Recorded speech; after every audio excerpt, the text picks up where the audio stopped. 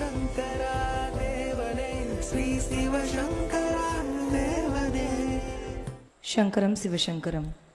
Question from Kalyana Krishnan Ravishankar.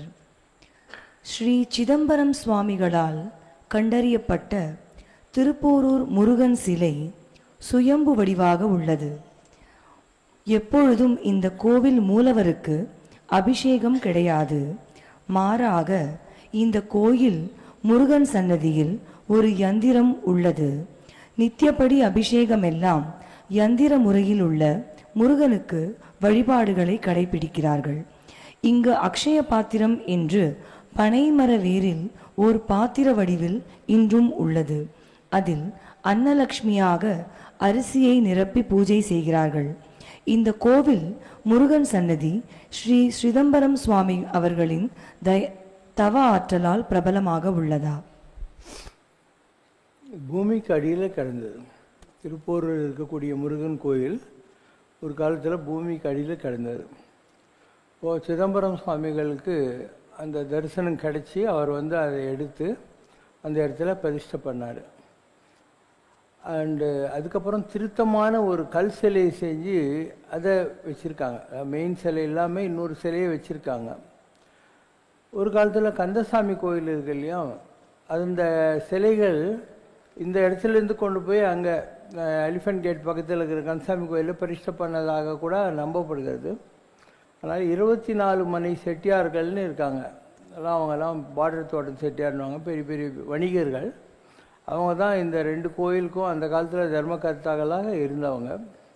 So Chidambaram சுவாமிகள் திருப்போரூர் முருகனை பற்றி பாடுறார். ஏது பிழை செய்தாலும் ஏழையின் பாலரங்கி தீதை பிழை புரியாத தெய்வமே திருப்போரூர் முருகனுங்கிறார். நான் எவ்வளவோ தப்பெல்லாம் பண்ணுறேன், இருந்தாலும் நீ என்னை பனிஷ் பண்ணுறதில்ல முருகா, அதனால் உனக்கு ரொம்ப தேங்க்ஸு அப்படின்னு. இது ஒரு பாவனை பக்தியில். It's not that they have done any mistake. இப்போ நீங்களே ஐப்பசாமி கோயிலுக்கு போகிறீங்க, அப்போ தெரிந்தும் தெரியாமலும் மருந்தும் அறியாமலும் செய்தனையும் பொறுத்து காத்து ரசிக்க வேண்டாம் அப்படின்னு சொல்கிறீங்களா இல்லையா? அதனால் நீங்கள் தப்பு பண்ணிவிட்டீங்கன்னு அர்த்தமா? அப்படி இல்லை. ஈவன் வள்ளலார் கூட சொல்வார், பிழை செய்தேன், பிழை செய்கிறேன், பிழை செய்குவேன். நான் நிறைய தப்பு பண்ணியிருக்கேன், பண்ணிக்கிட்டு இருக்கேன், இன்னும் கூட பண்ணுவேன். ஆனால் என் பிழை பொறுத்தல் உன் கடை தான் அப்படிங்கிற மாதிரி. மாணிக்க வாசகர் வேறு இடத்துல சொல்வார், நீங்கள் ஒரு பால் இருக்குது, அந்த பாலில் ஏதாவது ஒரு பூச்சி கிச்சி இல்லை ஏதோ ஒரு அழுக்கு இருக்குது, பிழுக்குன்னா அழுக்குன்னு அர்த்தம். என்ன பண்ணுவீங்க? பால் ரொம்ப காஸ்ட்லி இல்லையா, 1 லிட்டர் இவ்வளோன்ட்டு ஏதோ இருக்கும். அதனால் அதை இப்படி தட்டி போட்டுருவீங்க. எறும்பு அந்த மாதிரி ஏதாவது இருந்தாக்கா அதை இப்படி தட்டி போட்டுருவீங்க. இதே தண்ணியில் எறும்பு இருந்தால் தண்ணியை தூக்கி விட்டுருவீங்க, ஏன்னா இன்னொரு டம்ளர் தண்ணி உங்களுக்கு ஈஸியாக கெச்சிடுன்றதுனால. அதனால் பிழுக்கை வாரியும் பால் கொள்வார் அடியோங்கிறார். அழுக்க தூக்கி போட்டு பாலை குடிப்பாங்களே, அந்த மாதிரி நான் பால், அதனால் நீ என் பால் அன்பு வைத்து எங்கிட்ட இருக்கிற குறைகளெல்லாம் மன்னிச்சுட்டு என்னை நீ அங்கீகரிக்க வேண்டும், என்னை நீ அக்செப்ட் பண்ணிக்கணும் அப்படிங்கிற அர்த்தத்தில். இதெல்லாம் பக்தியால் ஞானொன்னை பலகாலம் சொல்லக்கூடிய மாதிரி பக்தர்களுக்கு வரக்கூடிய ஒரு பாவனை தான். நாட் தட் அது வெர்பாட்டிம் நீங்கள் மீனிங்கெல்லாம் எடுத்துக்கணும்லாம் யாரும் சொல்லவே இல்லை. பக்தி ஒவ்வொருத்தருக்கும் ஒரு மாதிரி தோணுது, அதுக்கு என்ன இருக்குது? இப்போ வள்ளலார் இருக்கார், அவர் பாடாத பாடல்களே இல்லை. சொல்லுவார், ஒரு துடுக்கான பையன் இருக்கான், அவனை அவங்க அப்பா அடிக்கிற போது அம்மாக்காரி ஓடி ஏங்க பச்சை பள்ளியை போட்டு அடிக்கிறீங்கன்னுவான். இதே அம்மா அடிக்கிற போது அப்பங்காரன் ஓடி ஏண்டி அவனை அடிக்கிறா அப்படின்னு சொல்லுவான் இல்லையா? தடித்த ஓர் மகனை தாய் அடித்தால் தந்தை அணைப்பன், பெருதொரு கால் தந்தை அடிப்பின் தாய் அணைப்பள். இங்கு எனக்கு உற்ற தந்தையும் தாயும் பொடித்திருமேனி அம்பலத்து ஆடும் புனிதானி ஆதலாலே. ஆனால் எனக்கு அம்மா அப்பா 2 பேரும் நீ தான். அதனால் அம்மா அச்சா அப்பா கிட்ட போகலாம், அப்பா அச்சா அம்மா கிட்ட போகலாம், அவங்க தடுப்பாங்க. எனக்கு 2மே நீ தான். அதனால் நீ எனக்கு ஒரு தண்டனை கொடுத்தியானாக்கா யார் தடுப்பாங்க? அதனால் தடித்த ஒரு மகனை தாயடித்தால் தந்தை இணைப்பன், பெருதொருகால் தந்தை அடிப்பின் தாய் இணைப்பல். இங்கு எனக்குற்ற தந்தையும் தாயும் பொடித்திருமேனி அம்பலத்து ஆடும் புனிதானி ஆதலாலே என்னை அடித்தது போதும் அணைத்திடல் வேண்டும் அம்மையப்பா இனி ஆற்றேன். எனக்கு ரொம்ப ப்ராப்ளம்லாம் கொடுத்துட்டு நீ போகிறோம், இனிமேல் என்னை வந்து கொஞ்சம் சோகமாக வச்சுக்கோ, ரொம்பலாம் ப்ராப்ளம் எல்லாம் கொடுக்காத அப்படின்னு அர்த்தம். நிறைய பாடல்கள், அதாவது அதுக்கு முன்னாடி இருந்தது மணிப்பிரபாளம்னுவாங்க, கொஞ்சம் சான்ஸ்கிரிட்டு கொஞ்சம் தமிழ்லாம் கலந்து இருந்ததுனால நிறைய பேருக்கு புரியாமல் இருந்தது. நவீனமாக ஜனங்களுக்கு புரிகிற மாதிரி தமிழை 19ஆம் நூற்றாண்டில் வழிப்படுத்தியவர் வள்ளல் ராமலிங்க அடிகளார் தான். புரியாததே இருக்காது. பெற்ற தாய்தனை மக மறந்தாலும், பிள்ளையை பெரும் தாய் மறந்தாலும், கற்றறிஞ்சகம் கலை மறந்தாலும், இப்படி வருஷம் சொல்லுவார். பெற்ற ஒவ்வொன்றா எதை மறந்தாலும் நற்றவத்தவா சிவபெருமானே நான் ஒன்று மறக்கக்கூடாதுன்னு. அதாவது இதெல்லாம் மறக்கிற விஷயங்கள் இல்லை, ஆனாலும் நான் ஒரு வேளை மறந்துடுற மாதிரி எனக்கு ஒரு புத்தி கெட்டு போச்சுன்னா கூட நீ என்ன உருப்பட வைக்கணும் அப்படிங்கிற மாதிரி. அதில் நிறைய பாடல்கள் இருக்குது. அதில் தற்குறிப்பேற்றாணின்னு சொல்லுவாங்க. உலகத்தில் இருக்கிற ஜனங்க கடவுளுடைய அருளை பெறுவதற்கு தடையாக இருக்கிறது என்ன? அவங்களுடைய கர்மா. அதனால் அந்த கர்மாவை தங்கள் மேல் ஏற்றிக்குவாங்க. வள்ளலாருக்கு என்ன கர்மா பாக்கி இருந்தது? அவர் சின்ன வயசுலேயே வந்து விளக்க வச்சு கண்ணாடி முன்னால் வேலை வச்சு பூஜை பண்ணி அவருக்கு முருகனுடைய தரிசனமெல்லாம் கிடச்சிச்சு. அதுக்கப்புறம் வடிவடி அம்மனை பிடிச்சாரு, கந்தசாமி கோயில் முருகனை பிடிச்சாரு, சிதம்பரம் நடராஜரை பிடிச்சாரு, எல்லாம் பிடிச்சு முடிச்சிட்டாரு. அப்போ உலகத்தில் இருக்கிற மற்றவர்களுடைய குறைகளை எல்லாம் தன் குறைகளாக பாவித்து கொண்டு நான் இந்த தப்பு பண்ணியிருக்கேனா, அந்த தப்பு பண்ணியிருக்கேனா, அதனால் நீ என்ன இதெல்லாம் வந்து எப்படியா உருப்பட வச்சிடணும். இன்னமும் சொல்லவோ உன் மனம் இரும்போ பெரும் பாறையோ, உன் மனுஷனே இரும்பா பெரிய பாறையா, தந்தி முகன் அருமுகன் இரு பிள்ளை அல்லவே, உனக்கு என்ன பிள்ளையாரும் முருகன் தான் 2 பிள்ளை நினச்சிட்டு இருக்கியா, என்ன பார்த்தா உனக்கு பிள்ளை மாதிரி தெரியலையா அப்படின்னு. எதுக்கு இவ்வளோ புலம்புறேன்னா அவர் சொல்கிறார், நான் என்ன தப்பு பண்ணேன்னு எனக்கு தெரியவே இல்லையே, கிளை வழியில் முள்ளிட்டேனோ, ஜனங்க நடந்து போகிற பாதையில் எனக்கு தெரியாமல் ஏதாவது முள்ளுகிள் போட்டு அவங்க கால் குத்தி அந்த பாவத்துக்கு நான் பாக்கியனாக இருந்தேனா, மாதர்தமை நோக்கடித்தேனோ, பெண்களை நான் லவ் பண்ணுறேன் அது பண்ணுறேன் கல்யாணம் கட்டிக்கிறேன்னு சொல்லி அவங்கள ஏமாற்றிட்டான். அதுக்கடுத்து கொண்ட பொருள் பறித்தேனோ, யாரையாவது பணங்கள்லாம் வாங்கிட்டு ஏமாற்றிட்டான். இந்த மாதிரி வருஷம் சொல்லுவார். ஒரு 10 சொல்லு நிறைய வச்சிருக்கார் லிஸ்ட் அவர். நல்லோர் மனதை நடுங்கச் செய்தேனோ, வலிய வழக்கிட்டு மானம் கெடுத்தேனோ, தானம் கொடுப்போரை தடுத்து நின்றேனோ, கலந்த ஸ்நேகரை கலகம் செய்தேனோ, மனமொத்த நட்புக்கு வஞ்சகம் செய்தேனோ, குடிவரி உயர்த்தி கொள்ளை கொண்டேனோ, ஏழைகள் வயிறு எரியச் செய்தேனோ, தருமம் பாராது தண்டம் செய்தேனோ, மண்ணோரம் பேசி வாழ்வழித்தேனோ, உயிர் கொலை செய்வோர்க்கு உபகாரம் செய்தேனோ, களவு செய்வோர்க்கு உளவு சொன்னேனோ, பொருளை இச்சித்து பொய் சொன்னேனோ, ஆசை காட்டி மோசம் செய்தேனோ,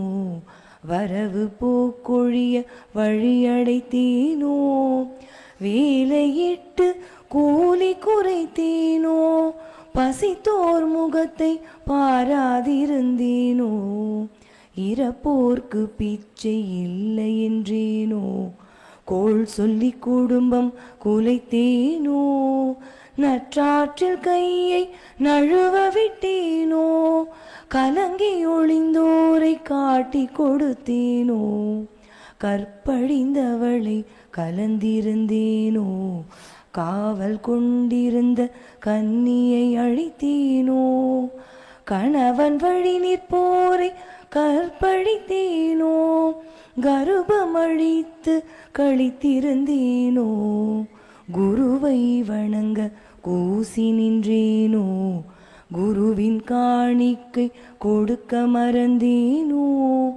கற்றவர் தம்மை கடுகடுத்தேனோ, பெரியோர் பாட்டில் பிழை சொன்னேனோ, பக்ஷியை கூண்டில் பதைக்க அடைத்தேனோ, கன்றுக்கு பாலூட்டாது கட்டி வைத்தேனோ, ஊன் சுவை உண்டு உடல் வளர்த்தேனோ, கல்லும் நெல்லும் கலந்து விற்றேனோ, அன்புடையவர்க்கு துன்பம் செய்தேனோ, குடிக்கின்ற நீருள்ள குளம் தூர்த்தேனோ, வெயிலு கொதுங்கும் விருட்சமழித்தேனோ, பகை கொண்டு அயலோர் பயிரழித்தேனோ, பொது மண்டபத்தை போயிடித்தேனோ, ஆலய கதவை அடைத்து வைத்தேனோ, சிவனடியாரை சீறி வைத்தேனோ,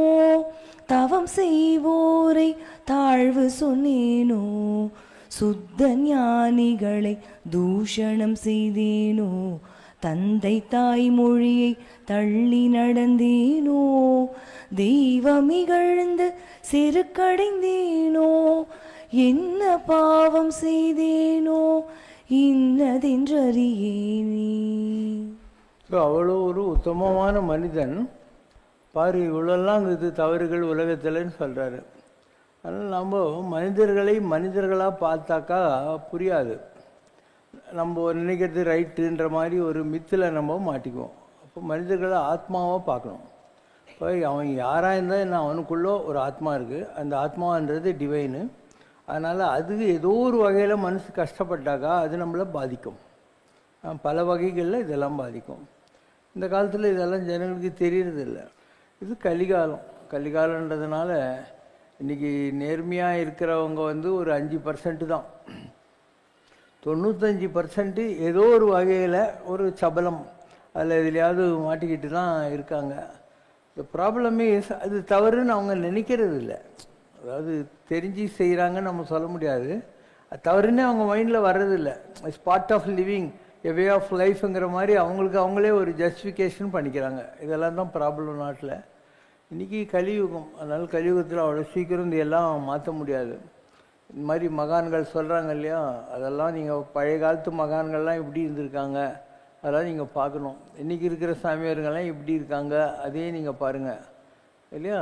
நீ 199 சாமியார் அவனே ஃப்ராடு தான். எல்லாருமே கோல்மால் தான் பண்ணிகிட்டு இருக்காங்க, காசு அடிக்கிறானுங்க. ஒரு மகானுக்கு பணமே தேவையில்லை. யாதனின் யாதனின் நீங்கியான் இடும்பை நோதன் அதனின் அதனின் இளன். எதுவுமே வேணான்னு எவன் இருக்கானோ அவன் தான் உலகத்தில் உத்தமன். அவனுக்கு கஷ்டம்னு ஒன்று இந்த உலகத்தில் வரவே வராது. கலியுகம்னா என்ன, தர்மத்தின் வாழ்வுதன்னை சூது கவும். நேர்மையாக இருக்கிறதுக்கு முடியாத அளவுக்கு சூது கவ்விய ஒரு நிலையில் இருக்கக்கூடியது தான் கலியுகம்ன்றது. சிப்பத்துக்கு மாற்ற முடியாது. Question from Govindan sir. நாம ஜபம் ஒன்றுதான் இந்த கலியுகத்தில் உங்களை மாயையிலிருந்து பவசாகரத்திலிருந்து கரையேற்றி உங்களுடைய ஆத்மாவை அடுத்த நிலைக்கு கொண்டு போய் சேர்க்கும் என்று தங்களுடைய அருளுரை பதிவு ஒன்று கூறுகிறது. பூரண பிரம்மம் அனைத்து தெய்வங்களும் ஒன்றிணைந்த மாபெரும் ஆன்மீக சக்தி என்று சொல்லும்போது ராமா, கிருஷ்ணா, நாராயணா, ஈஸ்வரா என்று தனித்தனியே பகவானுடைய நாமத்தை சொல்வதற்கு பதிலாக தாங்கள் எங்கள் அனைவருக்கும் தந்திருக்கிற துவாதச நாமமான சங்கரம் சிவசங்கரம் என்ற மந்திரத்தை மட்டுமே சொன்னால் எங்களுடைய ஆத்மாவை அது அடுத்த நிலைக்கு எடுத்து செல்லுமா? பேராயிரம் பரவி வானோரும் ஏத்தும் பெம்மான். அதாவது சாமி ஒன்று தான். ஆனால் அவருக்கு நீங்கள் பார்த்தீங்கன்னா அஷ்டோத்திரம், அதுக்கப்புறம் சாஸ்திரநாமம், அந்த மாதிரிலாம் சொல்கிறீங்களா இல்லையா? அதெல்லாம் என்ன, எல்லாம் காமனான விஷயந்தான். சுலபாய, சுசீலாய, இந்த மாதிரி நல்ல குணங்கள் உடையவனே, ஈஸிலி அக்சசிபிள் ஆளே, இந்த மாதிரிலாம் சொல்கிற விஷயங்கள் தான். எந்த கடவுளுக்கு வேணாலும் நீங்கள் சொல்லலாம், அதில் ஒன்றும் இல்லை. இப்போ ஒரு நாமம் ஒரு உருவம் இல்லாருக்கு 1000 திருநாமம் பாடினாம் தெல்லேனம் கொட்டாமோம். கடவுளுக்கு ஒரு பேர் இல்லை, ஒரு ஊர் இல்லை, நாம் தான் இந்த மாதிரி கொண்டாடிக்கிட்டே இருக்கோம். இப்போ ஏகன் அநேகன், ஒன்றா தெரிகிற கடவுள் தான் எல்லாமாவும் இருக்கிறான். அதனால் நீங்கள் இதெல்லாம் ஒரு பெரிய விஷயமா எடுத்துக்க தேவையில்லை. ஒரே எலக்ட்ரிசிட்டி தான், மைக்கு, பல்பு, டோஸ்டரு எல்லாம். இந்த மாதிரி ஒரே கடவுள் தான் பலமாக தெரிகிறான். ரெண்டாவது கடவுள்னு ஒன்று உலகத்தில் இல்லை. So it's a question of your என்ன சொல் accepting a particular format according to your modes.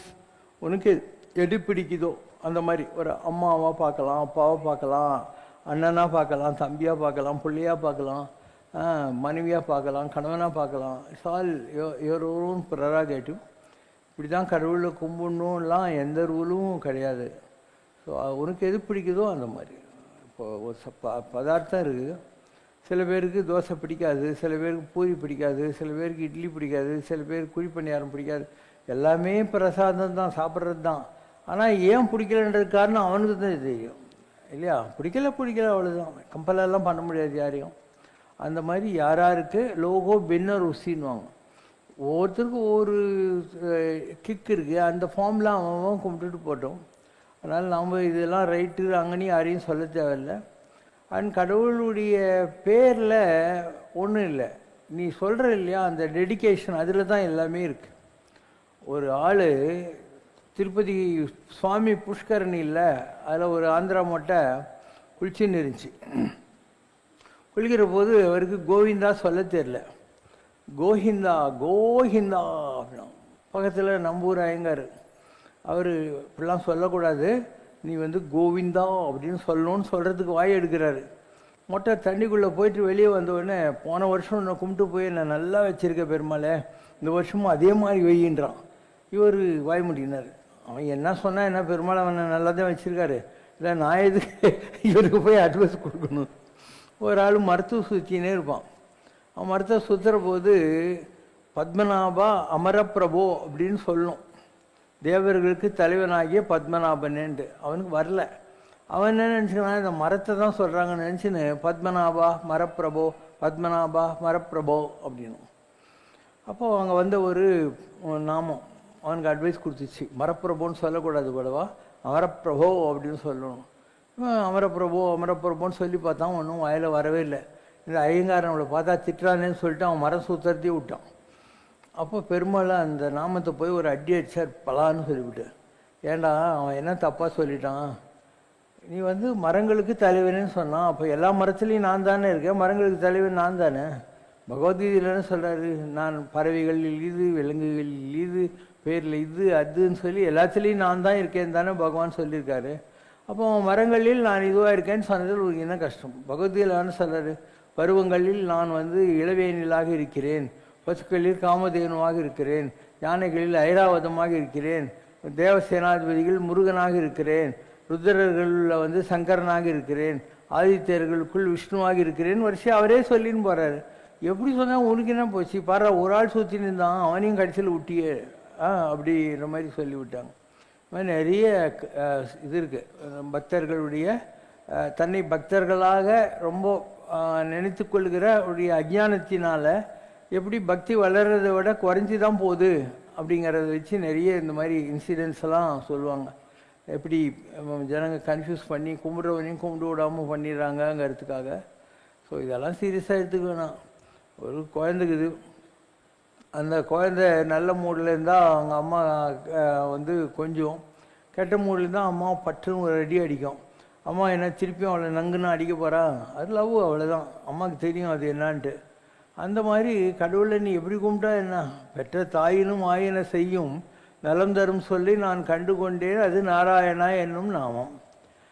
தாய் சிறந்த தயான தத்துவனே இல்லையா? பெரியவங்க எல்லாம் தான் சொல்லிட்டாங்க. பாலினைந்து விட்டும் தாயினும் சால பரிந்தினி பாவியனுடைய உன்னினி உருக்கி உள்ளொளி பெருக்கி உலப்பில ஆனந்தமாய தென்னினி சொரிந்து உளம் புறம் திரிந்த செல்வமே சிவபெருமானன். அதனால் கடவுள் என்பவன் அன்பெனும் புழியில் அகப்படும் மலை. அன்பு இருந்தால் போகிறோம், அவன் மலை தான், ஆனால் அன்புக்குள்ளே மாட்டுவான். கண்ணப்ப நாயனார் இருந்தார், அவருக்கு எந்த சாஸ்திரமோ நுணுக்கமோ தெரியாது. வாயில் தண்ணி கொண்டாந்து இதுதான் அபிஷேகம்ன்றாரு, பூவை கொண்டாந்து போட்டு தலைமையில வச்சுக்கோன்றாரு, மட்டன் கொண்டாந்து வச்சு சாப்பிடுன்றாரு. கடவுள் அக்செப்ட் பண்ணார் இல்லையா? இதையெல்லாம் அபிஷ்டுன்னு நினச்ச சிவாச்சாரியாருக்கு அந்த கண்ணில் ரத்தம் வர்ற மாதிரி சிவன் நடிச்ச உடனே கண்ணப்பன் கண்ணை பிடிங்க வச்சான். கண்ணப்பன் ஒப்பதோர் அன்பினால் கண்ணப்பா வல்லேன்னு அல்லேனுங்கிற மாதிரி அந்த ஐயர் வைப்பாரா கண்ணை? அவர் யாரோ செய்வினை செஞ்சான், நான் மலையாள மந்திரவாதியை கூட்டு பரிகாரம் பண்ணுறேன்னு சொல்லி நிற்பார். அதனால் அன்புக்கு உண்டோ அடைக்கும் தாள், ஆர்வலர் புன்கண்ணீர் பூசல் தரும்னுவார். அதனால் அன்பு என்பது ஒன்றன் தன்மை யாருக்கும் புரியவே புரியாது. So it's like a child like innocence. ஒரு குழந்தை எப்படி இன்னோசென்ட்டாக அவங்க அம்மா கிட்டே தன்னுடைய லவ்வை எக்ஸ்பிரஸ் பண்ணுதோ அந்த மாதிரி உன்னால் எக்ஸ்பிரஸ் பண்ண முடிஞ்சால் உலகத்திலேயே பெரிய பக்தி அதுதான். அதனால் don't get fettered into these rituals. இதில் போய் மாட்டிக்கினீங்கன்னா சாமி கும்பிட்றத விட இந்த ரிச்சுவலுக்கு நீ செலவு பண்ணுறது தான் டைம் ஜாஸ்தி இல்லையா? இப்போது கடவுளை நீ கும்பிடணும். கடவுள் உனக்குள்ளே ஆத்மாவில் உட்காந்துருக்கான். நீ உட்காந்துட்டு முருகா கோவிந்தா கிருஷ்ணா சிவனே ஏதோ சொல்லினே இருக்க போகிற. இதுக்கு நீ ரொம்ப ரிச்சுவலாக பண்ணணும்னு நினச்சேன்னு வச்சுக்கோ. அப்போ என்ன பண்ணணும், போய் பல் விளக்கி ஷேவிங்கெல்லாம் பண்ணி துண்டெல்லாம் கட்டிக்கிட்டு குளிச்சுட்டு வரணும். அதில் ஒரு அரை மணி நேரம் வீணாயிடும். அதுக்கப்புறம் உனக்கு கடிகாரம் பார்த்துன்னே இருப்பேன், 8 மணிக்கு போகணும் ஆஃபீஸுக்கு. அதனால் பூஜை ரூமுக்குள்ளே போயிட்டு நீ எங்கே பூஜை பண்ண போகிற? அவசரமாக வந்து இதை கட்டு கட்டு கட்டு கட்டு விட்டு விட்டு விட்டு விட்டு விட்டு விட்டுன்னு சொல்லிட்டு போயிட்டே இருக்க போகிற நீ. அதனால் உன்னுடைய ரிச்சுவல் என்பது கடவுளிடத்தில் நீ பண்ணுற கான்சன்ட்ரேஷனுக்கு தடையாக இருந்ததுன்னா அந்த ரிச்சுவலை தூக்கி குப்பையில் போடு. நகி நகி ரஷாத்தி டுக்குருங்காரனே. இந்த கிராமரெல்லாம் உதவுறதில்ல, சும்மா வாயில் பஜ கோவிந்தம் பஜ கோவிந்தம் கோவிந்தம் பஜ மூலமத்தேன்னு தான் ஆனார்பட்ட ஆதிசங்கரர் சொல்லியிருக்காரு. அதனால் வாட் இஸ் ரெலவெண்ட் இப்போ ராம் சுரத்குமார் சாமி இருந்தார். அவர் குளிக்கவே மாட்டார். அவர்கிட்ட நாத்தம் வராது, அது வேறு விஷயம். ஆனால் அவர் குளிக்கவே மாட்டார். ஸோ எவ்வளோ மகான்கள் அந்த மாதிரி இருக்காங்க தெரியுமா? சுடுகாட்டில் சுற்றின்னு இருப்பாங்க, குளிக்கவே மாட்டாங்க, ஒன்றும் பண்ண மாட்டாங்க. அவங்கெல்லாம் அந்த உயர்நிலைகளை தொடாமையாக போயிட்டாங்க இல்லையா? நீங்கள் ரொம்ப ரூல்ஸ் பார்க்குறீங்க. நீங்கள் வந்து ஒரு பர்டிகுலர் டிசிப்ளினில் மாட்டிக்கினீங்கன்னா அந்த டிசிப்ளினில் கடைப்பிடிக்க முடியாததே உனக்கு ஒரு பனிஷ்மெண்ட் ஆகிடும். Question from ஸ்ரீவினி Saravanan. வெள்ளியங்கிரி மலையை பற்றி கூறவும். பெண்கள் அந்த மலைக்கு செல்லலாமா? எந்தரோ மகானுபாவர் மாதிரி எத்தனையோ நதிகள் இருக்குது, எத்தனையோ மலைகள் இருக்குது. இப்போது அம்மையப்பன் தானே உலகம், உலகம் தானே அம்மையப்பன் சொல்லிட்டு பிள்ளையார் கைலாசத்தில் இந்த சிவனியும் பார்வதியும் 3 தடவை சுற்றிட்டு ஞானப்பழத்தை வாங்கினாரா இல்லையா? முருகர் மயில் மேல் ஏறி சுற்றிட்டு வர்றதுக்குள்ளோ அவர் வாங்கிட்டார். அந்த மாதிரி நீ எல்லா இடத்துக்கும் போயினே இருந்தால் உன் ஆயுஸ் பத்தாது. எவ்வளோ கோயிலுங்க இருக்குது, ஏன்னா விளையாட்டாகும், உனக்கு ஆயுஸ் பத்தவே பத்தாது. அதனால் நீ உன்னுடைய limited availability time and to avoid a physical train. நீ வந்து கஷ்டப்பட்டு ஒரு இடத்துக்கு போகிற, அப்போ அந்த டயர்ட்னஸ்லேயே நீ சாமி கும்பிட மாட்டேன் இல்லையா? அதனால் the best policy will be, ஆசைக்கு உனக்கு ஈஸிலி அக்சசிபிளாக இருக்கிற ஏதாவது கோயில்கள் இருந்தால், விசேஷமான கோயில்களாக இருந்தால் அங்கே போ. இல்லைன்னா மரத்தடியில் இருக்கிற ஒவ்வொரு சாமியும் கும்பிட்டுன்னுட்டு நீ என்னத்தை சாதிக்க போகிற இல்லையா? கான்சன்ட்ரேஷன் அதுதான் ரொம்ப முக்கியம். அதனால் உனக்கு பாசிபிளாக இருந்தால் ஏதாவது ஒரு கோயிலுக்கு போ. இப்போ திருவண்ணாமலை கோயில் இருக்குன்னா அங்கே மூலஸ்தானத்தில் ஒரு தரிசனம் பண்ணு. ஆனால் அவ்வளோ பெரிய கோயில், அங்கே நிறைய சந்நிதியில் யாருமே இருக்க மாட்டாங்க. அதில் ஏதாவது ஒரு சந்நிதியில் போய் சிவனுக்கு பின்னால் உக்காந்துக்கோ. கண்ணப்ப நாயனார் உட்காந்த மாதிரி பேசாமல், இல்லை பட்டினத்தார் உட்காந்தாரில் ஒரு சிவன் கோயிலில், அந்த மாதிரி உக்காந்துக்கோ. அதில் கான்சன்ட்ரேட் பண்ணு. அதை விட்டுட்டு ஒவ்வொரு நாளும் மலை சுற்றணுன்னாவோ, இப்போல்லாம் மலை சுற்றுறது ஒரு ப்ரெஷரே கிடையாது, இட்ஸ் பெயின். 5 லட்சம் பேர் சுற்றுறாங்க. அந்த இடத்த சுற்றி வர்றதுக்கு இச்சின்னுட்டு சஃபகேஷன் எவ்வளோ கஷ்டம் இல்லையா? அதனால் நீ ஒரு மானசீகமான பூஜைக்கு போனியானாக்கா உனக்கு இன்னும் ஜாஸ்தி கடவுளை கும்பிட்றதுக்கு வாய்ப்புகள் கிடைக்கும். காஞ்சிபுரத்தில் கைலாசநாதர் கோயிலை கட்டினா ஒருத்தன். அவன் கும்பாபிஷேகத்துக்கு டேட்டு வச்ச போது சாமி சொன்னார், நான் வேறு ஒரு கோயில் கும்பாபிஷேகத்துக்கு ஒத்துக்கிட்டம்பா, வர முடியாது, நீ மாற்றி வைன்றார். என்னடா அது, நம்ம நாட்டில் வேறு யாரும் கோயில் கட்டிக்கிறானாமேன்ட்டு பக்தர்களை அனுப்பிச்சு பார்க்க சொல்கிறான். எங்கேயும் கோயில் கட்டின மாதிரி தெரில. மரத்தடியில் ஒரு சாமியார் உட்காந்துக்கிறாரு.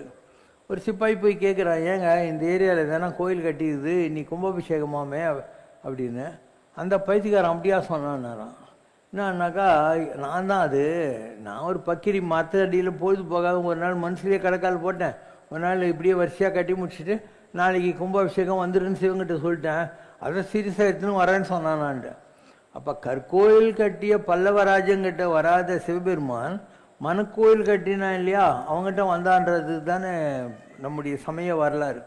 அதனால் நீ எந்த பாவத்தில் கடவுளை அணுகிறங்கிறது தான் ரொம்ப முக்கியமே தவிர, இதுக்காக ஊராக சுற்றிக்கிட்டு அந்த மலை ஏறி இந்த மலை இறங்கி இதெல்லாம் ஒன்றும் சாதிக்க போகிறதில்ல. இப்போ நான் இருக்கேன், ஒரு 11 தடவை கைலாசத்தை ஏறியிருக்கேன், ஒரு 65 தடவை சபரிமலை போயிருக்கேன், ஒரு 40 தடவை கேதார் பத்ரி இங்கெல்லாம் போய்க்கிறேன். இந்தியாவில் இருக்கிற எல்லா கோயில்களையும் நான் எத்தனையோ தடவை பண்ணிவிட்டேன்.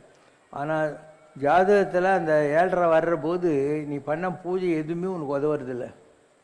அந்தந்த கிரகங்கள் வர்றபோது, உனக்கு நல்ல கிரகங்கள் வர்றபோது இந்த மாதிரி பக்தி ஆய்வு எல்லாம் ஓடும் வண்டி. உனக்கு டெஸ்டிங் டைம் வரும்போது எல்லா மகான்களும் எல்லா கடவுள்களும் ஒதுங்கி நின்று உன்னை அந்த கர்மாவை அனுபவிக்க வைக்கும்.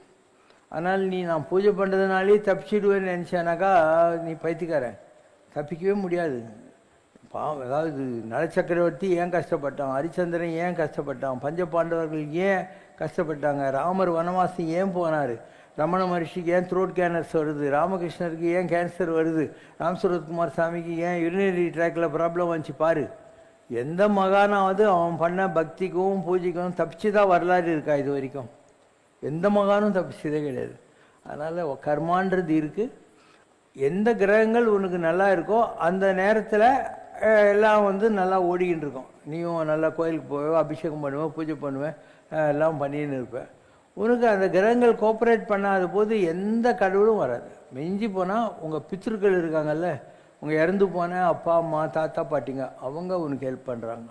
மற்றபடி எந்த ஒரு ஃபார்ம் ஆஃப் காட் இருந்தாலையும் அது எவ்வளோ தான் உனக்கு க்ளோஸாக இதுக்கு முன்னால் இருந்த கடவுளாக இருந்தாலும் நீ அதுங்களுக்கெல்லாம் என்ன தான் கோயில் கட்டி கும்பாபிஷேகம் பண்ணியிருந்தாலையும் அந்த நேரத்தில் நீ சஃபர் பண்ணி தான் ஆகணும்.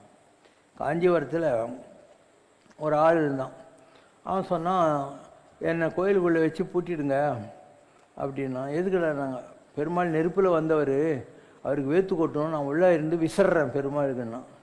லூசுன்னு விட்டு போட்டாங்க. இவனை உள்ளே வச்சு பூட்டின்னு போடுவாங்க. ஸோ இவன் விசிறினே இருப்பான் நைட்டெல்லாம் பெருமாளுக்கு. அப்போ ஒரு நாள் பெருமாள் பேச ஆரம்பிச்சிடறாரு. என்னடா நம்பி, என்ன காஞ்சிபுரத்தில் விசேஷம் அப்படின்னு. என்ன நீ என்கிட்ட பேசுகிற அப்படின்னா, நீ வீசனே நான் பேசினேன்னாரான். நீ வீசனே நான் பேசினேன் அப்படின்னாரான். அதுக்கப்புறம் ஒரு நாள் பெருமாள் சொன்னாராம், டேய் உனக்கு நாளையிலேருந்து மோசமான டைம்டா, ஒரு 7.5 வருஷம் கஷ்டப்பட வேண்டியிருக்கும். அதெல்லாம் முடியாது. நான் ஒரு 7.5 மாதம், 7.5 நாள், 7.5 மணி நேரம் அப்படின்னு பெருமாள் கண்ணு பண்ணி நின்றார். மறுநாள் காத்தால கோயில் திறந்து பார்க்குறாங்க, பெருமாளுடைய காதணி இல்லையா அது மாலையில் மாட்டிக்கின்னு போயிருக்குது. இவன் தான் திருட்டான் அப்படின்னு சொல்லி இந்த ஆளை கட்டி வச்சு உதவும் உதைக்கிறாங்க. இவன் 7.5 மணி நேரம் கஷ்டப்பட்டு நின்றுக்கிறான். இதில் அந்த 7.5 மணி நேரம் கரெக்டாக முடிஞ்ச உடனே ஒரு பட்டாத்தில் ஓடி வர்றாரு. அவனை விட்டுருங்கோ மாலை வட்டியில் மாட்டின்னு இருக்கு. இதுதான் கதை. சரி, யாராக இருந்தாலையும் நீ பாம்பு கடிக்கு பயந்துக்கிட்டு கடல் நடுவில் கண்ணாடி மாளிகை கட்டின்னு இருந்தாலையும் நீ பாம்பு கடிச்சு தான் சாவ. அதனால் எந்த கர்மா நீ எவ்வளோ பெரிய மகானாக இருந்தாலையும் அனுபவிக்க வேண்டிய டைம் வர்ற போது யாராக இருந்தாலையும் அனுபவிச்சாகும். காஞ்சி பெரியவரெலாம் கூட அனுபவிச்சிருக்காங்க. அவருக்கும் 2 கண்ணில் ஒரு கண் சுத்தமாக தெரியாது, இன்னொரு கண் இந்த இப்போ சங்கரநாதர் இருக்கா அந்த டாக்டர் பற்றி நான் அந்த காலத்தில் அவருக்கு அங்கே இருக்கிற ஒரு கல்யாண மண்டபத்தில் ஆப்ரேஷன் தியேட்டர் செட் பண்ணி அவருடைய சிஷ்யர்கள் 4 பேருக்கு மடியாக எப்படி ஹெல்ப் பண்ணுறதுன்னு கற்றுக் கொடுத்து அவர் கண் ஆப்ரேஷன் பண்ணாங்க. அப்போ கூட கொஞ்சம் தான் தெரியும். அவர் இப்படி லைட்டை வச்சுக்கின்னு டார்ச் வச்சுக்கின்னு இப்படி பச்சின்னு இருப்பார் கொஞ்சோண்டு. அவருக்கு கிரானிக் அல்சர் வயிற்றில். அவர் ஒரு நேரம் இப்படி வயிற்ற பிடிச்சின்னு கண்டுக்கிட்டு உட்காந்துருக்காரு. எல்லோரும் பெரிய அழகா இவ்வளோ கஷ்டமா அப்படிங்கிறாங்க. என் கர்மாவை நான் அனுபவிக்கிறேன், உங்களுக்கு என்ன போச்சு அப்படின்னாராம். இப்படி மகான்களும் கஷ்டப்படுறாங்க. ஆனால் அவங்க தம் நோய் நொந்து வாழா இருப்பர் காலம் கருதுவார். என் தர்மையிலே இது எழுதியிருக்கு. அந்த கர்மா நல்லது தான். பேதி வந்தால் பாத்ரூம் போயிடணும், வாந்தி வந்தால் எத்தணும், தும்மல் வந்தால் தும்பிடணும். அதை அடக்கி பிடிச்சி என்ன சாதிக்க போகிறேன்? அதனால் மகான்களுக்கும் உங்களை மாதிரி மகன்களுக்கும் உள்ள வித்தியாசம். நீங்கள் எந்த கஷ்டம் வரக்கூடாதுன்னு நினைக்கிறீங்க, அவங்க எந்த கஷ்டம் வேணா வரட்டும், இனிமேல் நாங்கள் பறக்காமல் இருக்கிறதுக்கு எங்களுக்கு ஆசீர்வாதம் பண்ணிவிடு. பிறவி பிணிங்கிறாங்க. எல்லாத்தோட பெரிய அதுதான். எருது கொடி உடையானும் யமனும் பிரம்மனும் பிறவி பிணிக்கு மருந்தறிவாரும் இல்லை, மருத்துவனாய் வந்த மாமணி மண்ணா அப்படின்வாங்க. நீ தான் என் பிறவி பிணிக்கு டாக்டரு, அதனால் வேறு யாராலையும் என்னை காப்பாற்ற முடியாது, நீ தான் என்னை காப்பாற்றணும் அப்படின்னு சொல்லி. அதனால் பிறவி இல்லாமல் போகிறது தான் நல்லது. இல்லைன்னா இந்த பிறவியில் ஏதோ கொஞ்சம் படிச்சிருக்கோம், ஒரு வேலை இருக்குது, கொஞ்சம் வசதியாக இருக்கும். ஆனால் அடுத்த பிரிவில் ஏழையாவோ குருடனாவோ பிச்சைக்காரனாவோ எங்கேயாவோ உட்காந்துருந்தாக்கா கடவுளை நினைப்போமான்னு ஏதாவது ஒரு இது இருக்கு இல்லையா? அதனால் நான் அந்த நேரத்தில் உன்னை நினைக்கிறனும் இல்லையோ, இப்போ நான் நினைக்கிறத வச்சு நீ என்னை காப்பாற்றிடுன்னு ஒரு ஆழ்வார் பாட்டு இருக்குது. நொந்துடலும் நொந்துடலும் கிழமாகி தளர்ந்த பின் நோயினால் நடுங்கிடும் போது ஜீவநாடிகள் நைந்திடும் போது மனம் எண்ணிடுமோ தெரியாது நான் அன்றுனை உனை கூவிட இன்றழைத்தே அருள் செய்திடுவாய் ஹரி நாராயணா நாராயணா. நாராயணா சொல்றதுக்கு தான் பாடுறது, அது நீங்க நாராயணான்னு சொல்லணும். உங்களுக்கு வெட்கம். நாராயணா ஸ்ரீமன் நாராயணா ஹரி நாராயணா நாராயணா சத்யநாராயணா ஸ்ரீமன் நாராயணா ஹரி நாராயணா. நீடு கவம் கொழையீழை நெருக்கியன் நெஞ்சை அடைத்திடும் போது விக்கினாவும் குழறிடும் போது நான் எண்ணிடுமோ தெரியாது. நான் அன்றுனை கூவிட இன்றழைத்தேன் என்னை ஆண்டருள்வாய் ஹரி நாராயணா நாராயணா சத்யநாராயணா ஸ்ரீமன் நாராயணா ஹரி நாராயணா நாராயணா சத்யநாராயணா ஸ்ரீமன் நாராயணா ஹரி நாராயணா. ஐம்பொறியும் கரணங்களும் வாயுவும் ஆடியடங்கிடும் போது எந்த நாவி பிரிந்திடும் போது மனம் எண்ணிடுமோ தெரியாது. இன்று நம்பி உனை தொழுதேன் அழைத்தேன் ஜெகநாயகனே ஹரி நாராயணா நாராயணா சத்யநாராயணா ஸ்ரீமன் நாராயணா ஹரி நாராயணா நாராயணா சத்யநாராயணா ஸ்ரீமன் நாராயணா ஹரி நாராயணா. உற்றவர் பெற்றவர் மற்றவர் சுற்றமும் ஓவென்றழுதிடும் போது உயிரோசைகள் ஓய்ந்திடும் போது மனம் எண்ணிடுமோ தெரியாது. என்று பற்றி உனை பணிந்தேன் அழைத்தேன் ஆபத் பாந்தவனே ஹரி நாராயணா நாராயணா சத்யநாராயணா ஸ்ரீமன் நாராயணா ஹரி நாராயணா. என் பொருளின் மனை என்பதிலாம் இனி இல்லை என்றிடும் போது மனம் எண்ணிடுமோ தெரியாது. நான் அன்றுனை கூவிட இன்றழைத்தேன் அருளச்சுதனே. இதே மாதிரி அந்த காலத்தில் டிஎம் சௌந்தரராஜன் ஒரு சினிமா பாட்டு வரும், நல்ல பாட்டு தான். முருகா நீ ஒரு தாயானால்.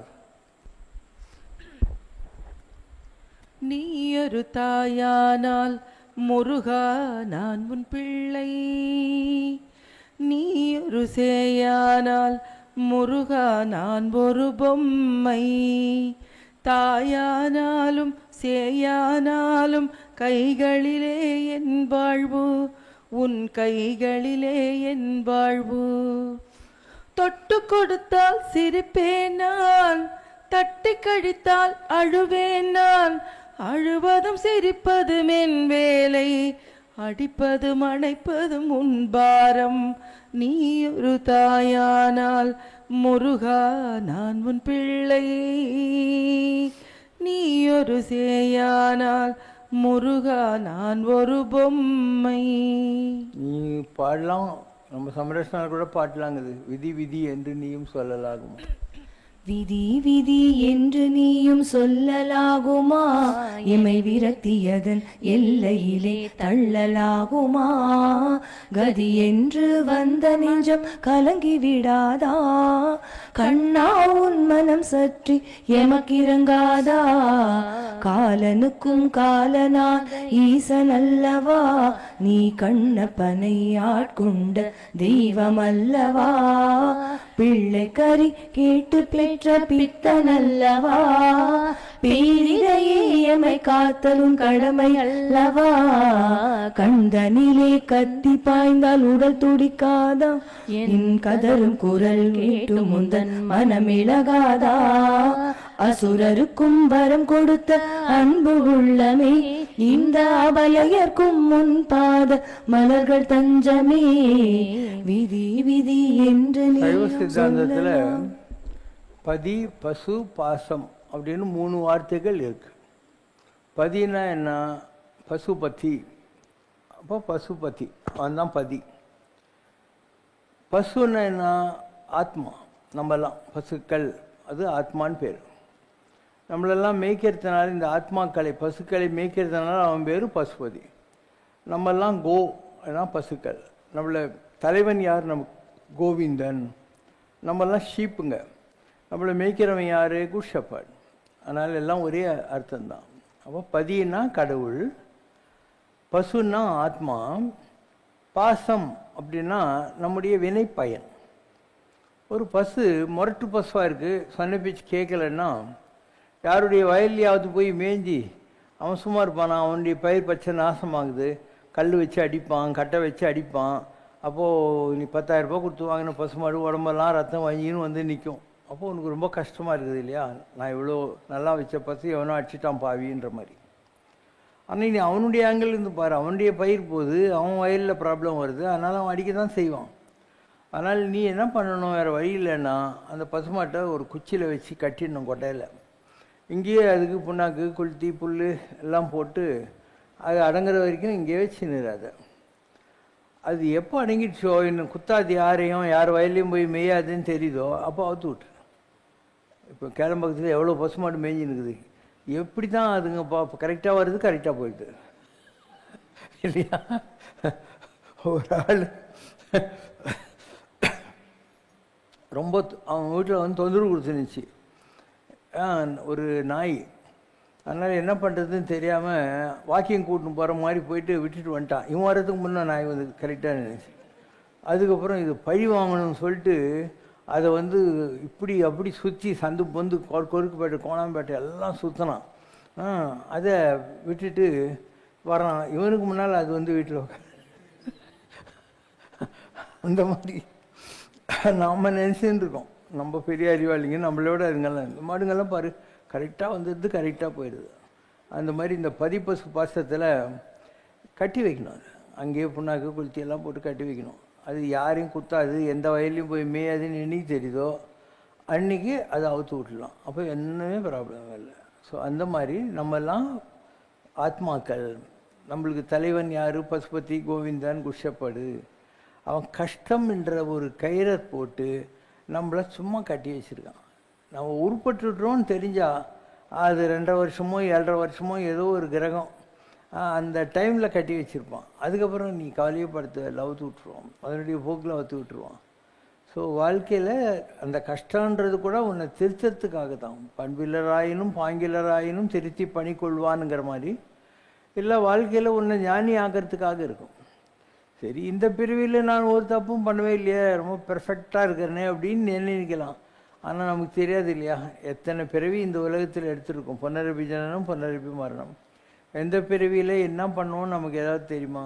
அதனால் எது நடந்ததோ அது நன்றாகவே நடந்தது, எது நடந்து கொண்டிருக்கிறதோ அது நன்றாகவே நடந்து கொண்டிருக்கிறது. இது உனக்கு தெரிஞ்சுதான் பகவத்கீதை அதுதான். அதனால் நீ விட்டுணும், 2 கையும் தூக்கிட்டு கடவுள்கிட்ட உன்னை சரண்டர் பண்ணிக்கோ. அன்றே என்றன் ஆவியும் உடமையெல்லாமும் குன்றே எனையாய் என்னை ஆட்கொண்ட போதே கொண்டிலையோ. என் உடல், பொருள், ஆவி என்னத்தையுமே கடவுளே நீ என்னை ஆட்கொண்ட போது நீ வாங்கிட்ட. எங்கிட்ட எனதும் சொல்லிக்கிறதுக்கு ஒன்றுமே கிடையாது. இனி நன்றே செய்வாய், பிழையோ செய்வாய், நானே அதற்கு நாயகமே. எனக்கு நீ நல்லது பண்ணா என்ன, கெட்டது பண்ணா என்ன, எனக்கு அதுக்கு சம்மந்தமே இல்லை. ஏன்னா நானே உன்னுடைய பொருள். ஒரு குழந்தை இருக்குது, குழந்தைகிட்ட ஒரு பொம்மை இருக்குது. இந்த குழந்தை என்ன பண்ணுவோம், நல்ல மூடில் இருந்தால் அந்த பொம்மைக்கு குளிப்பாட்டி அதுக்கு ஸ்டிக்கர் போட்டு வச்சு ஜெல்லெல்லாம் போட்டு துணியெல்லாம் மாற்றி சாப்பாடெல்லாம் ஊட்டி துணியில் போட்டு ஆட்டி எல்லாம் செய்யும். பேட் மூடு இருந்தால் அந்த பொம்மை தூக்கி மட்டான செவத்தில் அடிக்கும். அப்போ பொம்மை வந்து வாய் திறந்து கேட்குமா, என்னை ஏன் என்னை ஏன் இப்போ தூப்பி அடிக்கிறேன்னு கேட்க போதா? அந்த மாதிரி கடவுள் கையில் நான் ஒரு பொம்மை. அந்த மாதிரி இருந்தால் அவன் என்ன பண்ண போகிறான்? நமக்கு ஏதாவது நஷ்டம்னா அவனுக்கு தான் நஷ்டம். நம்ம பொம்மை, அவன் தான் நம்ம ஆள்கிற குழந்தையோ அம்மாவோ ஏதோ ஒன்று. ஸோ விட்டுடு, அவனை நம்பி விட்டுடு. நஷ்டம் அவனுக்கு தானே தவிர உனக்கு கிடையாது. இதெல்லாம் தெரிஞ்சுக்கிட்டா அதுதான் ஞானம். இல்லைன்னா நம்ம ஏதோ சாமி கும்பிட்றோம், கரெக்டாக தாங்கிறோம், ஏதோ நமக்கு ப்ராப்ளம் வந்த உடனே நம்ம புலம்பி தீர்த்துடுறோம் ஒரு வழி. நான் எவ்வளோ பூஜை பண்ணேன், அந்த கோயிலுக்கு வந்து இந்த கோயிலுக்கு பண்ணேன், எனக்கு என்ன கஷ்டம் அப்படிங்கிற மாதிரி. கஷ்டப்படாத யாரையாவது இந்த உலகத்தில் காட்டு இல்லையா? எவ்வளோ கஷ்டப்பட்டுருக்காங்க, எவ்வளோ மகான்கள். இப்போ நான் சொன்னேன், அவங்க எல்லாருமே கஷ்டப்பட்டவங்க தான்.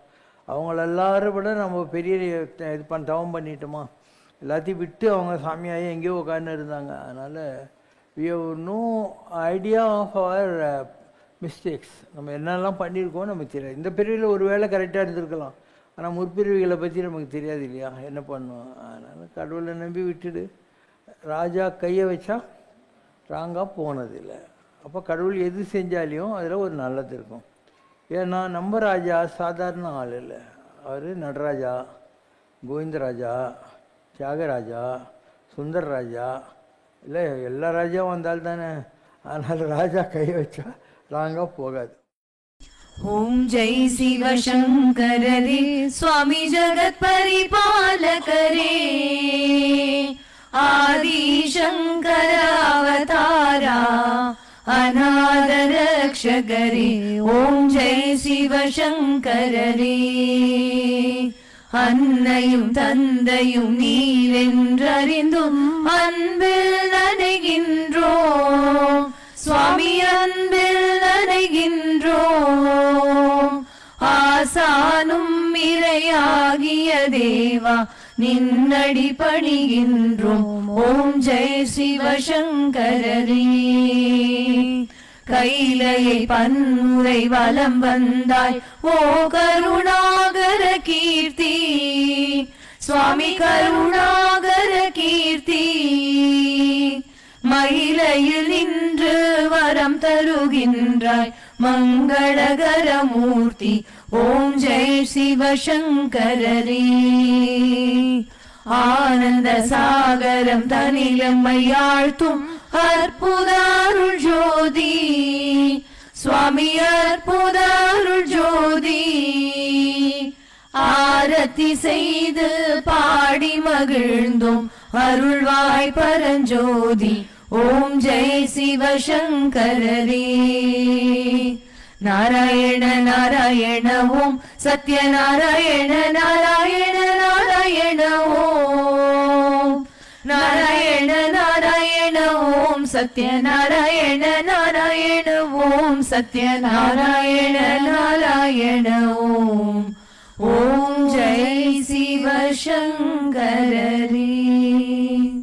பத்தியால் யானுனை பல காலும் பற்றியே திருப்புகழ் பாடி. பத்தியால் யானுனை பல காலும் பற்றியே திருப்புகழ் பாடி. பத்தியால் யானுனை பல காலும் பற்றியே திருப்புகழ் பாடி.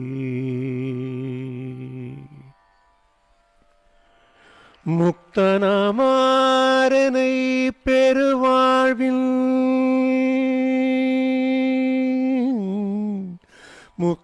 முக்தனாமாறனை பெருவாழ்வில் முக்தியே சேர்வதற்கருள்வாயே.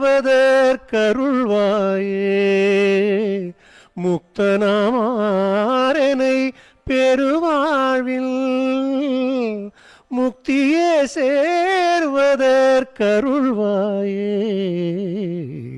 பத்தியால் யானுனை பல காலும் பற்றியே திருப்புகழ் பாடி. உத்தமாதான சர்க்குணர்நேய ஒப்பிலா மாமணி கிரிவாச. உத்தமாதான சர்க்குணர்நேய ஒப்பிலா மாமணி கிரிவாச. வித்தக ஞான சத்தினி பாத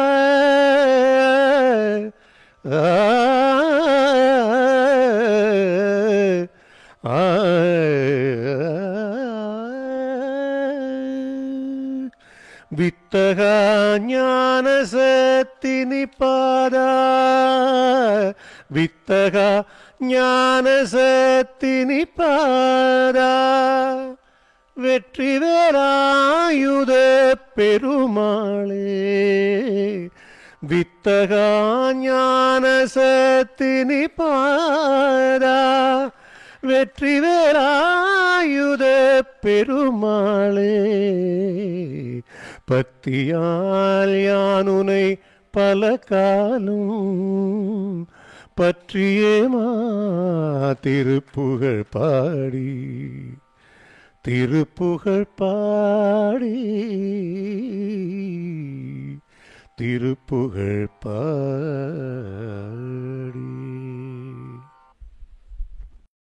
குறை ஒன்றுமில்லை மறைமூர்த்தி கண்ணா குறை ஒன்றும் இல்லை கண்ணா குறை ஒன்றுமில்லை கோவிந்தா